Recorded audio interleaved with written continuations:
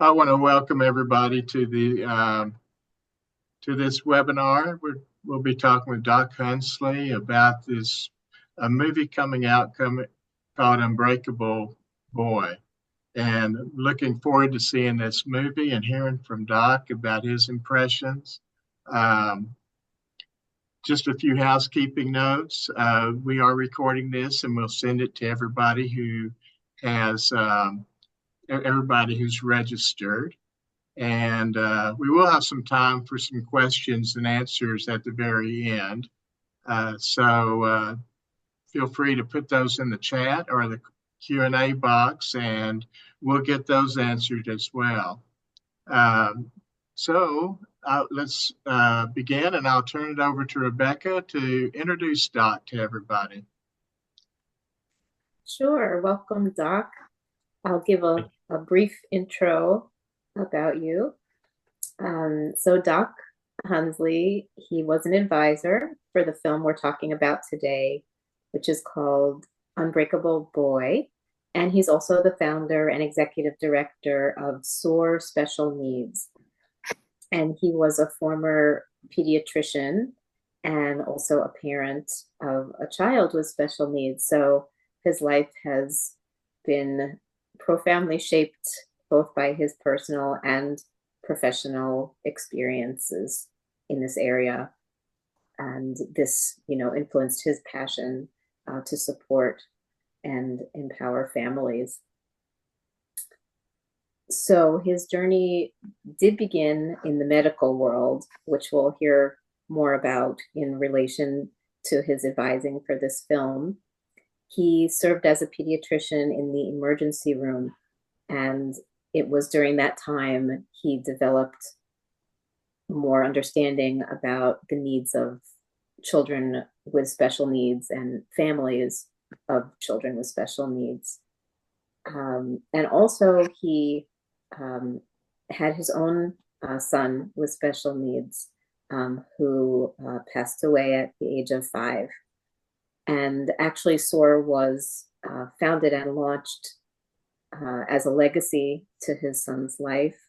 It was launched almost a year after his son died. So welcome, Doc. Really glad to have you. And if you'd like to add anything else or a little more about SOAR first, please feel free.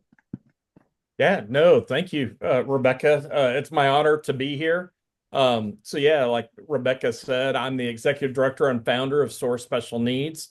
We are a nonprofit, and SOAR exists to transform the lives of special families, and we empower them to soar in their local and faith communities. And SOAR helps answer the 3 main questions that every family with individual with special needs has. First, will my child ever be able to provide for themselves? Second, who will take care of my child once I'm gone? And third, who will take care of me as a parent or a caregiver? Those 3 questions are taboo for most parents with children with special needs because they don't have answers. They were my questions. I didn't have answers. And I was afraid to bring that up to my wife. And it wasn't until several months after the passing of my son that I brought it up to my wife, and then she shared those were her questions. And now every family we talk to, they share those are their questions or variants of their questions. And so SOAR doesn't just talk about that. We help answer those questions with everything we do. We're based in Kansas City. We provide free respite on a monthly basis throughout the greater KC area. We take all ages, all diagnoses, all severities. We rotate around to different churches. We have a full medical team, full behavior team for everything we do. We also host the nation's largest disability day camp in the country. We do 2 weeks, 1 week in Missouri, 1 week in Kansas, and it's great for anybody to come to. We have families from all over the country now who can come and attend that because families with special needs just can't take a vacation. And so this is now really a vacation destination where you can come to Kansas City, your individual with special needs in our camp. Last year, we had 215 campers ages 3 to 77 years old. So we really take everybody. We start at 3 years old, though, for our camp. And you can come, have your individual special needs attend our camp. We focus on abilities, not disabilities. They have a one-on-one buddy, have a great experience. And then the thing as a parent of a child with special needs, no matter how hard you try, you never are able to give the quality time to your other kids that you want to.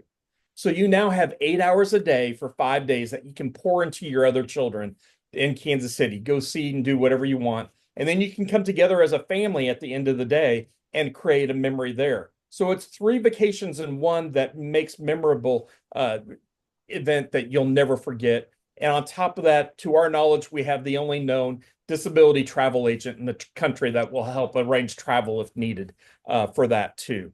And then we also host a free parent caregiver support group every Thursday night that's online that we'd love to open up to anybody listening to this and share with that, where you can come in and just be a part from that. That's on Thursday nights from 7 to 8:30 p.m. Central Time on Zoom. You can learn about all this on our website, soarspecialneeds.org. We do proms, we do fashion shows, we do adult social clubs, teen social clubs. But then the other thing I'm most passionate about is I firmly believe, and SOAR firmly believes, that everyone should be able to go to a place of faith of their choosing. And so we all know statistics that's so hard out there. So few churches actually welcome families with disabilities. And so I'm active in training churches and helping them learn how to welcome families. We've now trained up over 630 churches throughout the United States and 19 countries around the world. My specialty especially is learning how to recruit volunteers, how to start the ministries, and then how to train volunteers to work with individuals with disabilities. But we can do anything. I designed sensory rooms, you name it, we can help you with that. So that's a real quick overview of who SOAR is and where we are, but I'm honored to be here with you today. Well, Doc, thank you for sharing that about SOAR. It's an amazing organization, and I just really love the way it covers so many different aspects of family support, parent support, sibling support, and helping families celebrate their kids with disabilities. It's a wonderful organization. So thank you for all the work that you do, Doc. It's amazing. Thank you. So I was able to watch a few previews of this movie coming out called Unbreakable Boy.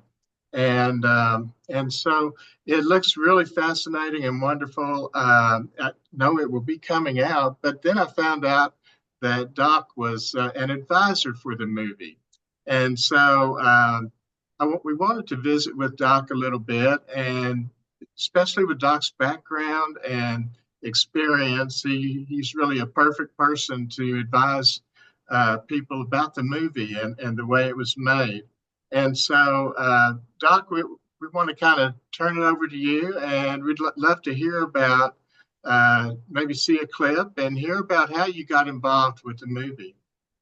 Yeah, well, let me share a clip as I get that ready to pull up for you.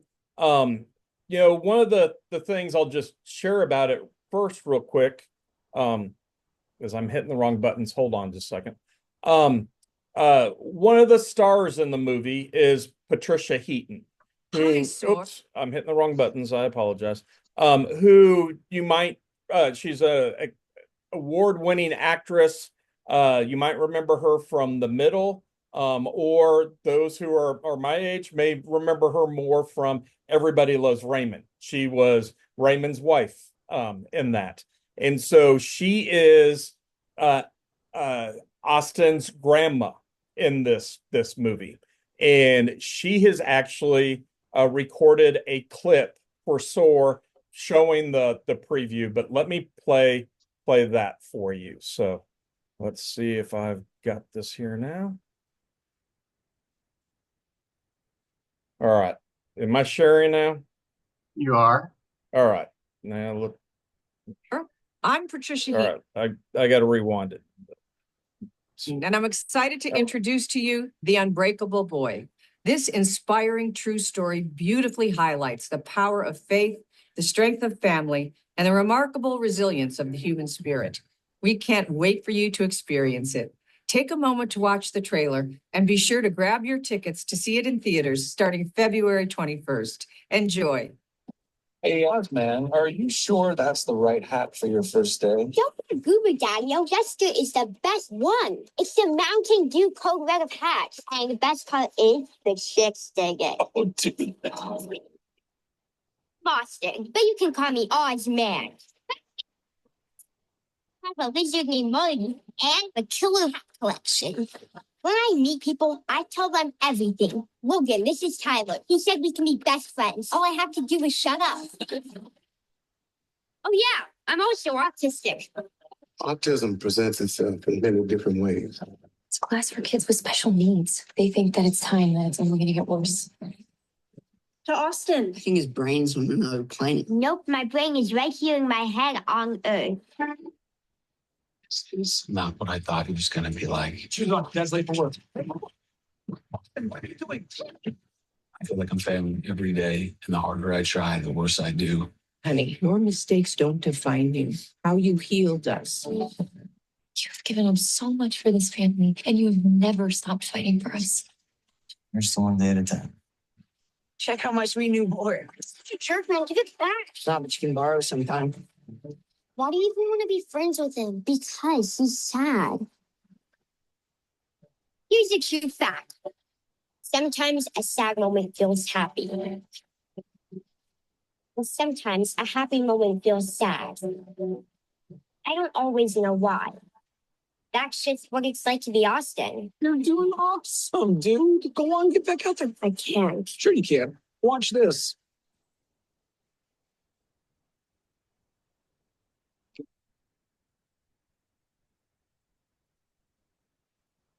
Hey, man, do you want to fly? Yeah.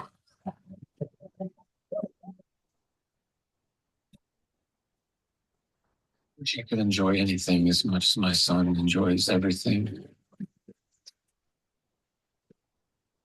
Because Austin, every day can be the best day.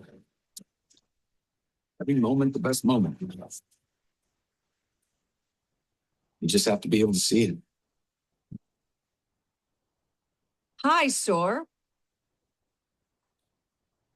So that is the trailer for the movie. It comes out next Friday, February 21st, and I encourage all of you to go see that movie. It is powerful. And Tom, if you just allow me, I just literally just sent an email to all of our email list earlier this morning, and I wrote up a paragraph of my inside look, why this film matters and why it's so important.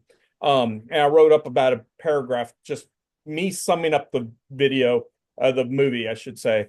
And if you allow me, just read that real quick. And I'm going to read it because I don't know if I can get it all out from memory. Again, I just sat down last night and started typing and put this together, but I think it really explains the movie. So why does this film matter? The Unbreakable Boy offers a rare and authentic window into the extraordinary journey of a family navigating life with special needs. This moving film masterfully balances heartwarming moments with raw honesty, showing both the joys and challenges that shape daily life. Through Austin's story, viewers gain profound insights into the resilience, strength, and unwavering love that defines families in the special needs community. What sets this film apart is its ability to transform understanding into empathy. Rather than viewing from a distance, audiences are invited into intimate family moments that reveal universal truths about love, perseverance, and the beauty of embracing life's unexpected paths. The film doesn't shy away from difficult moments, presenting an honest portrayal that helps viewers better understand and support families in similar situations. For anyone seeking to better understand, support, or connect with families in special needs community, The Unbreakable Boy is essential viewing. It reminds us that behind every diagnosis are real families facing real challenges with remarkable courage and grace. This film isn't just entertainment. It is an opportunity to expand our perspective and become more compassionate members of our community. Endorsed by SOAR, The Unbreakable Boy stands as a testament to the power of storytelling in building bridges of understanding and acceptance. Don't miss this transformative film that will change how you see strength, family, and the unbreakable spirit of the human heart. And so, for me, this film is powerful on many, many levels. And I know I packed a lot into that. And, I'll follow your lead here, Tom, but we can break down parts of the movie. But I had the honor to be a consultant on this film and blessed with that. And it's out by Lionsgate and Kingdom Story company, same producers who did I Could Only Imagine, Jesus Revolution, The Greatest Christmas Pageant. So they've got a long track record of some amazing movies in it. Zachary Levi is the star in this. He plays the dad. People might better recognize him from the movie Shazam. But what I loved, he was also he played Kurt Warner a couple of years ago in The American Underdog. So this is the second time, to my knowledge, that he's played a father of a child with special needs. And so I from what I'm hearing, he's really growing a heart for individuals with special needs. And we need to have more films like this showing about this, because today, 26% of the US population has a diagnosis of special needs or disability. And I'm sorry, but 26% of the movies that are out today are not showing our population and what's going on. And according to the CDC, that number is going to hit 37% by the end of the year. So a third of the country is affected with disability or special needs. And so my hat is off to Lionsgate and Kingdom Story Company for addressing this. And they didn't just address it, but it's also the first movie I've ever seen that's very real and authentic, showing what life in a family with special needs is really like. And it's vital that everybody sees this so they can realize it's hard. Being a parent with a child with special needs is stressful. 24/7, 365. You don't ever get a break. And they do not cover this up. They show exactly how hard it is. And so, remarkable movie. So, yeah, Doc, I guess you would give that about 10 thumbs up. And I will. Okay. Now I've heard you say that before, that one of the things you really loved about the movie was the honesty and how they portrayed people. Can you talk about the boy? Now, the clip said he had autism. Did he have some other disabilities? Yeah, so he's got two main diagnoses. First is the autism, and second is something called osteogenesis imperfecta, which people might better be known as brittle bone disease. So his bones are very fragile and breaks easily. And his mother also has that. And again, this is based on a real story. This is not a made-up story. This is a real life story on a family in Oklahoma. And autism, as we all know right now, is 1 out of every 36, and it's a spectrum. And Austin, the whole movie is from Austin's perspective. And so I love that. Austin, they shares right from the beginning of the movie, while a lot of people with autism may not be able to talk, he has no problem talking. And he loves to talk, and he does not stop talking. And so there's a lot of joy in just seeing and hearing him talk. And then just going through the challenges of having osteogenesis imperfecta, or OI. OI right now, from a medical standpoint, is about 1 in every 20,000 people. So definitely not as common. It definitely exists, but not as common as autism. Having both together, I couldn't begin to tell you the number of what it is. I think Austin said in the movie it's something like 1 in 4 million. I don't know if he was just making that up or if that's real, but I would believe that's probably realistic. I'd say it's at least 1 in a million to have both. And Austin is fortunate enough to be blessed with both and use that. And so it's wrapped around that and how his diagnoses affect the family and how we see the interaction with parents, with siblings, with grandparents, and with school. And it's fabulous because it shows real relationships there and what happens and how hard it is. That's amazing for a movie to be able to do that, to touch on all of those relationships. He said this was based on a true story, a real person. And so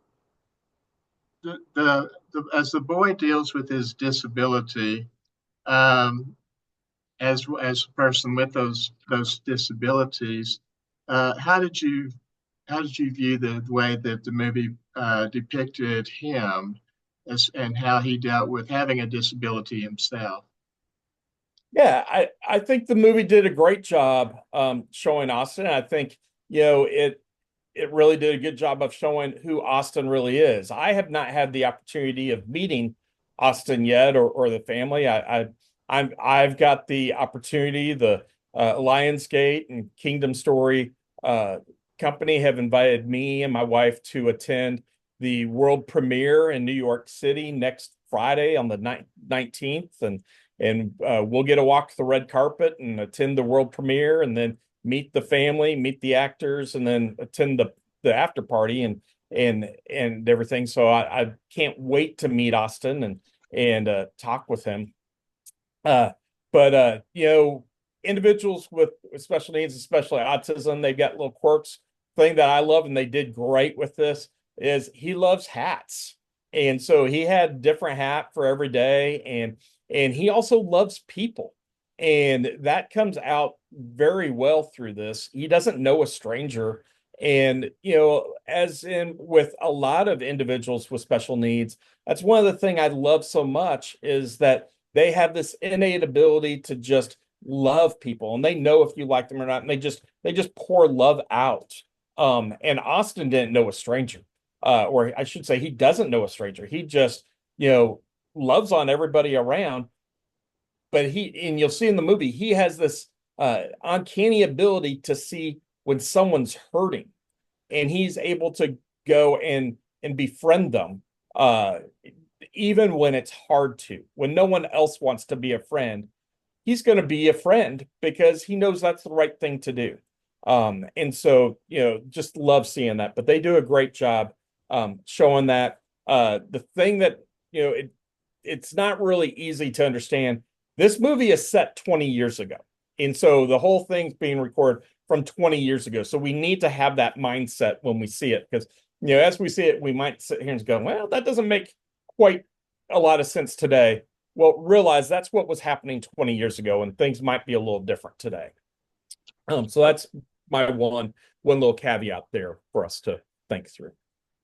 Okay, thanks. And a lot of the previews show the relationship between the boy and his father, and I know that you had that experience too, Doc. What really, and the fathers are often overlooked in the situation. Sometimes we just try to deal with the mothers because they know what's going on, but fathers do have an important role. Right. What really resonated with you with the father-son relationship? Yeah, they did a great job in this movie in showing the father-son relationship. And it's something that I think every father experiences in it. I know I experienced it. There are, especially when you've got a child with autism, especially. Every father I know, and I'll speak for myself as well, we get to a point where we just get so frustrated because we feel like we don't know our child. We can't communicate with our child, and we just can't see what they see. We don't understand what they see. And he, Austin's dad in this film actually says that. I wish I could see life the way he sees it. I wish I could see what he sees. And then later in the film, as he's opening his eyes and doing, he actually says, I get it. I get to see it now. And not all dads get to do that. And too many times dads will pull the eject button and leave. And this is showing how the dad is trying his best to help out. He had a lot of demons he was fighting through himself, and that it definitely doesn't pull any punches, and it shows those demons that the dad was working with. And that's a big part of the story and a big part there. And then as a dad also showed just how the spousal relationship is. We know that it's estimated that the divorce rate for families with disabilities is around 80 to 90%. You had a medical illness like seizures or diabetes, or in this case osteogenesis imperfecta, it jumps even more. And so it's unfathomable. No one understands that, and so it shows just the raw relationship that's there, that sometimes mom is able to comfort but dad can't, and just how we have to work through that. But the importance is of constantly being there, constantly working through life. One of the things that I saw in particular, and where Lionsgate and Kingdom Story Company really wanted to partner with SOAR, one of the things that this family could have really, really used was a support group to help them know they were not alone, that there's others like them, that they're not on an island. And so, they are wanting everybody to know about SOAR, and that's why they're really wanting to partner with us, because they want every family with an individual with special needs or disability to be able to participate in our support groups, to know that that's there for you. And our support groups, we don't go negative. We focus on the positivity, and we're faith-based, and it's on Zoom, so you can do it at home. You don't have to worry about childcare, and we make that easy for you. But this couple would have very much been able to have more success early and make it through some of the trials they had if they had a support group, because I think they felt like they were on an island. And many of us as parents feel like we're on an island. We don't know what to do. There was a part in there where they were fighting the school system. They didn't know what to do. They didn't agree with what the school was doing. Oh my gosh, I don't know a parent yet who hasn't been in that place where they might come in a disagreement on an IEP. I definitely have been there. And feel like you can't do it alone. Well, here's the thing: you don't have to do it alone. We've got people who can help us with everything. And so the movie does a good job with just showing a lot of these things that most of society doesn't have any clue about. They think, okay, might have a little issues here or there, but that's it. It was open and it was raw, but they really did a good job showing the father-son relationship here. But then they also did the mother-son, and they also showed the sibling relationship. The sibling relationship is huge. As we know, siblings of a child with special needs, they don't have a normal life. They give up a lot to make sure that their sibling with special needs is being cared for, getting what they need. And we see this, these two boys end up being at the same school, and the younger boy, he gives up a lot to always make sure his brother's being taken care of, and tries to stick up for him, even gets into a fist fight over it. And we see that our siblings are the ones who are being bullied and being abused with that today. And so, it shows how that happens. And then it also showed a scene in the movie, which I really appreciated the company for showing that, where there is actually, we know that at times our individuals with special needs can get so frustrated. Anybody can get frustrated, and neurotypical people, we know how to handle frustration and deal with that. An individual with special needs or disability, they don't fully have all the tools to be able to handle that correctly. So we have to remember that all behavior is a form of communication. They're trying to tell us something with their behavior. And sometimes that behavior turns violent and can actually be violent against a parent, against a sibling, against others. And we see that in this movie.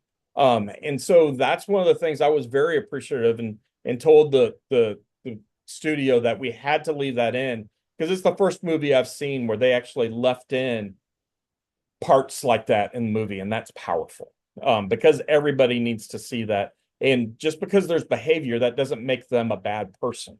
It's just they're trying to communicate something. We have to understand that.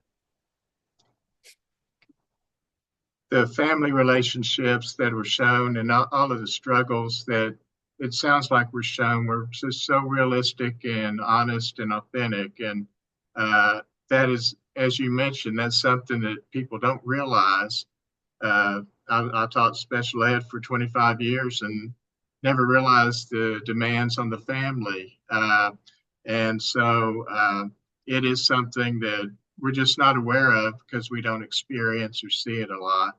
And, overcoming that isolation and just overcoming the fact that you're the only one fighting these battles against different institutions is just really key. And again, that's what I love about SOAR and the work that you do there. Doc, one of the neat things about this show is that it incorporated faith into it. Yeah. And we know that, it's a challenge to have a faith life when you have a child with special needs or because of all the demands and sometimes not accepted in a church. And so for families, for parents, I think there are a lot of challenges to having faith. How did the movie incorporate faith, and what was the role there that faith played with the family? Yeah. So faith was in the movie, and honestly, it's the one thing I did tell the studios. I wished there was a stronger push on the faith, and we heard more of the faith story with it. It's more of an underlying tone and theme with the movie, unlike we've seen with some of the previous movies that I had mentioned earlier. I know now that the dad has turned to Christ, and he's an extremely strong, devout believer, which is fantastic. But in this movie, basically what we see in a lot of families with special needs, mom pretty much was the one who pulled dad to church, and forced dad to go to church instead of going golfing with his buddies on a Sunday. And that was kind of the beginning of this, and when they were having some problems. And I'm not gonna be a spoiler and ends in that scene, but one of the scenes on the first time they go to church is one of the little fears that every parent has when there's a child with special needs, and they just do a great job of showing that. But at the same time, the church that was there did a great job of just embracing the family and still welcoming them through that. Not all churches would do that. If there was a behavior or a situation, a lot of times churches will just I'm sorry, you need to leave. And then the other big part in this movie was one of the big roles that played in this was one of the demons that Austin's dad had in the movie, and that was alcohol and becoming an alcoholic, and did show how just going through AA and some of the things there, and having a faith component there really helped him, and that's what helped move him through things. But through all of that, his dad came to Christ. That wasn't shown in the movie, but we know that's what happened, and basically turned their life around, and that. So that was great. But that was really my biggest complaint about the movie was I wish there was a stronger faith component in it. It was there, but it just wasn't as strong as others. But it was still, I definitely would call it a faith movie, and you definitely see that there with it. Okay. A little bit off the movie, it kind of moves into a question I have. What do you see the positive impacts of faith having on people in a special needs family? Oh my gosh. Yeah. I think it is a necessity. I think if you don't have faith and you're a family with a child with special needs, I don't know how you can make it through. Because the stress is so sky high, and you need that hope, you need that help. Sometimes you just have to take things a second at a time, a minute at a time. You don't know how you're going to make it through anything. Being able to have a church that actually welcomes you and supports you so that you can get your spiritual tank filled is going to be huge. And too many churches think they're welcoming, but they're not. If you're a church and you sit here and say, oh, you're able to come, but you're going to have to stay with Johnny in his Sunday school class to take care of him. My friends, that's not welcoming. If you do anything different from neurotypical kids for kids with special needs, that is not welcoming. We want to be churches of belonging. It's Luke 14, where the church, it's a biblical mandate that the church steps up and becomes a biblical church. You can't have a world-class children's ministry. You can't have a world-class student ministry or even a world-class church if you don't welcome families with special needs. But you need to have that basis to know you're not alone, because there are going to be some extremely dark days when you're a parent of a child with special needs. But knowing that you can always turn to God and you can ask for help and ask God to carry you when you are in those dark valleys. God's always going to be there. He's always going to pick you up and he's going to carry you through. I've had some extremely dark valleys in my life. I mean, for me, I've lost 2 major careers. I've lost my health and I've lost my son. Those were deep, deep craters that I don't know if I would have been able to make it through if I didn't have my Heavenly Father to be able to help me and pull me through. It is and it's one thing I tell parents all the time. I believe it's a lie straight from the pit of hell when people say God will never give you more than you can handle. That's not true. And that's not biblical. I purposely believe that God does give us more than we can handle, because God doesn't want us to handle it. God wants us to only focus on what we have control of. And that's something vital for parents of the child with special needs. There's so little that we actually have control over, that's all we can focus on. And we have to give everything else to God and say, God, I can't do this. You take it. And when we focus on what we have control over, that stress, that anxiety, that worry disappears, because God's got it. And nothing is too small for God. Nothing's too big for God. And he can take care of that. And when we truly allow him to take that burden off of us, you can breathe and you truly can then focus on the thing that you have control over, and get that done. But when we're looking at this huge, massive picture and all the things that we've got going on, I can honestly say less than 1% we have control over. Give that 99% to God. Let him carry you through. Pray with your child. Help them learn that Jesus is their Lord and Savior, because I'm telling you right now, every single individual who has a disability or has special needs, they're created in the image and likeness of God. God created them on purpose and for a purpose, and they're not a mistake, and they are a blessing. And we need to have them in every part of our life and be a part of the church, not just attend the church. They need to be in places of leadership in the church. These are all things that we need to have. That'll preach, Doc. That'll preach. I'll get off my soapbox. That's all right. It's a good soapbox to be on. We do have one question about what was the advising process there, and how did you have input? Yeah. As far as So first I'll kind of address how that all came about. So it kind of came into everything kind of late into the game. First off, this movie was actually filmed back in 2020. And it was scheduled to be released back in 2020, 2021, if I remember right. And then because of COVID and everything else, it got pushed back.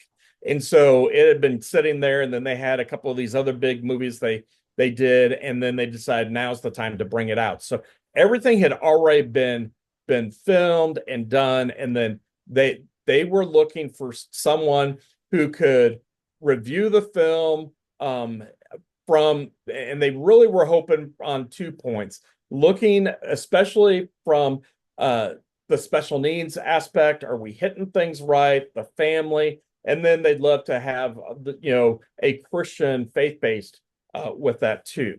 And so one of the guys with Kingdom Story, he's a pastor who works with them. He was talking to some mutual friends and just shared, hey, I'm working on this film. I'm trying to find someone who we can get as a consultant to help us look at this. Do you know anyone who might fit this criteria? And they're like, yeah, you need Doc Hunsley with SOAR. He's the only one that could do what you're asking. And so he reached out to me on LinkedIn. I replied back to him, and kind of the rest was history. I met with him on Zoom, and he kind of interviewed me. And then he said, hey, look, we'd love to have you look at the movie, watch it, and then give us your honest feedback. And so that's what it was. The film was pretty much already done. I reviewed it, and then I replied back to them. I said, so overall, I thought the movie was fantastic. There were a couple of recommendations. I said, I think these should be changed or fixed. And some of, they took it all back to the producers. They may have done some, may not have done others, and that's fine. They worked especially with the family on what in particular needs to be done. But I thought from the standpoint overall, the movie was great. And so it was just getting my feedback there. And then I've been helping them in getting this out to the special needs community and to churches. And so they've also had releases, a pre-movie release that we've had in multiple cities, and they've had me help get that all set up everywhere as well. And so that's been good. But I know for me, the one thing I wish was different, and I'll just explain on here for anyone seeing it, and if it raises any questions. Remember, this movie is set 20 years ago, and there is a scene in the movie in which Austin, after his violent outbursts and attacking somebody, he ends up being placed into a mental health facility. At which time they made the statement and said the violence wasn't due to his autism, it was due to his medication. And so I disagree with that from both a medical and a special needs standpoint. That is actually what that physician told them back then. So that's why they're keeping it, because it's a real story. And that's kind of some of the thoughts from 20 years ago. But we need to understand today, our individual special needs can, work with this, and we need to be able to work with them on some of it. So that's just one of the things I wish was changed a little bit differently in the faith component. But overall, it was a fabulous movie. And so my biggest point now has just been partnering with them, helping to promote it more. And bottom line, everybody needs to see what it is. And then the second part, once they realize what we do with churches and what we do with the parent support and how that is such a need for these families, they're trying to help partner with us on that. Okay. All right. Rebecca had a question. Rebecca, you want to unmute and ask your question? Sure. Well, actually, I had just a brief question based on what you just said. I was curious, did the boy or the main actors, did they actually have the disabilities that, or not? I don't know that answer yet. I have meant to ask that, and I keep forgetting to ask whenever I'm working with them. I don't think he does, but I don't know. Okay. I was just curious. And then also, I wondered if in your advising, was it more for the medical accuracy or also about how disability is portrayed in general? Because there can be a tendency to go either extreme, maybe with like a pity narrative, or kind of what they call like inspiration narrative, you know, Yeah. either. Yeah, it was more on the special needs side with everything and seeing where everything was with that and how that was being portrayed. And I think they did a superb job with portraying it just right. You know, and they portrayed where, you know, I really do think you can develop empathy with that, but you know, not that anyone should pity anyone, but it really is opening the windows and pulling the curtains back so you can see into life of a family, what's really going on. You know, it's one of the things so many times when I talk to families, their friends don't understand. Nobody gets it.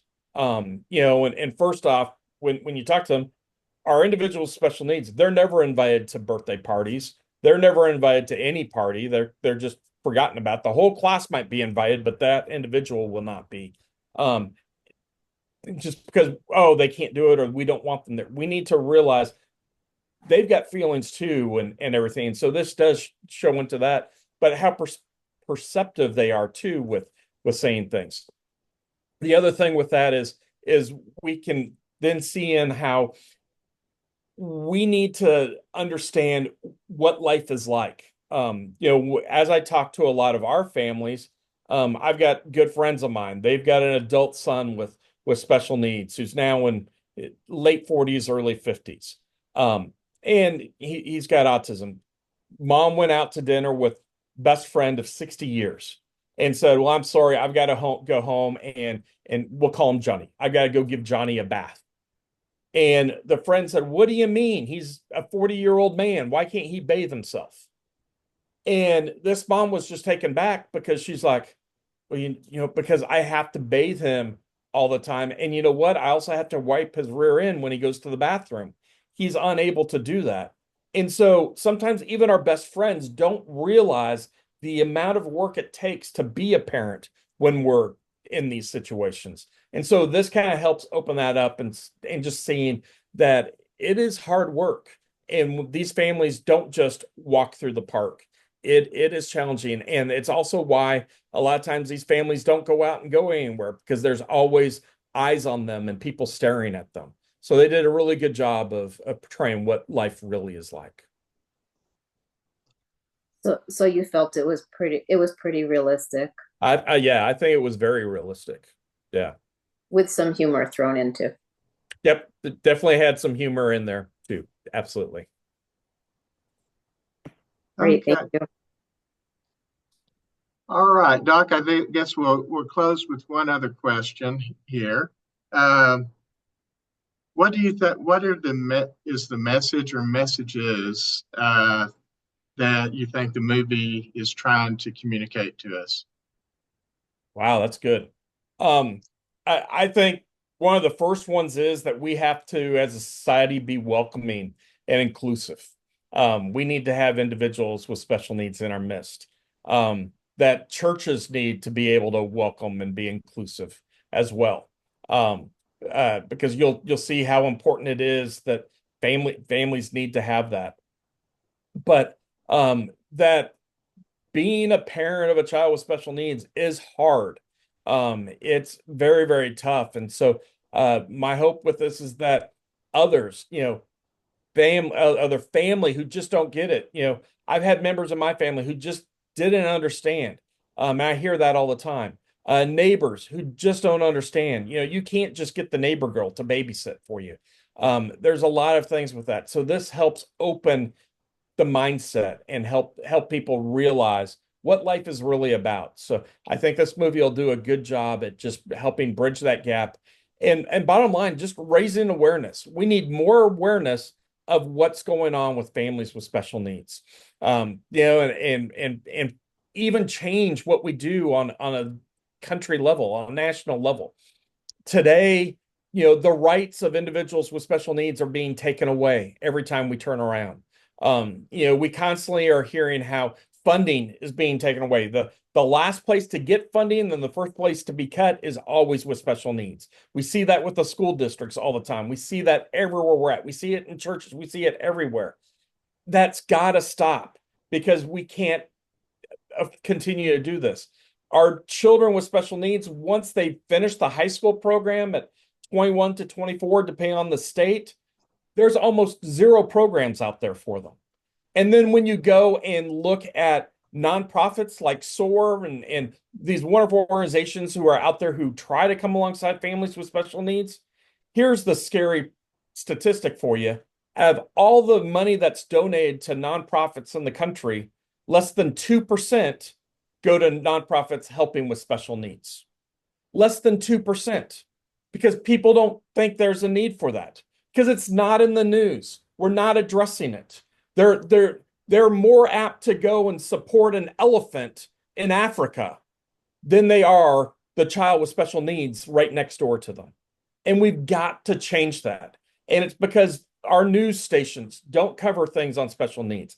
No, our movies aren't covering special needs. And it's because our parents are so busy trying to survive, which we see in this movie. They're just trying to survive. They don't have time to go out and be an advocate for their kids trying to fight for this. Where we have that with gun lobby, we have that with, you know, tobacco, we have that with LGBTQ. Everyone else is fighting for the cause they want, but we don't have anyone fighting for special needs, because our parents who are on ground level fighting are fighting just for themselves, and we don't have a voice fighting for them. So my hope is that this movie will help raise awareness that we need to come together as a country and really take care of these individuals with disabilities. Thank you, Doc. Raising awareness is just so important, and this movie certainly seems like it has done that in a lot of different ways. Thank you for sharing with us, and you can tell you're passionate about special needs support and supporting the family in this movie and how honest it is. So we wish you well in New York as you go for the premiere, and then also in SOAR as you continue your ministry with families and kids and people with special needs and disabilities. So great work all the way around, Doc, and we're glad you had some input on this important movie. And I can't wait to watch it, and it just seems fantastic. So, anybody else? I appreciate it, and I just want to encourage everybody. You can go out starting today to buy your tickets for the movie. Let's go out, and nothing will show movie studios more than if we pack out every single movie and have this be one of the top grossing movies the opening weekend. Let's go out and speak with our wallets and show that we need more movies like this. Exactly. Thank you so much, Doc, for sharing with us, and hope everything goes well for you in New York and for the movie too. And so it's my honor to be here. Thank you for the opportunity. You're welcome. We'll have to do some more interviews and some more webinars and things with you, Doc. So, always welcome to. Okay. Well, take care now. All right. Thank you so much.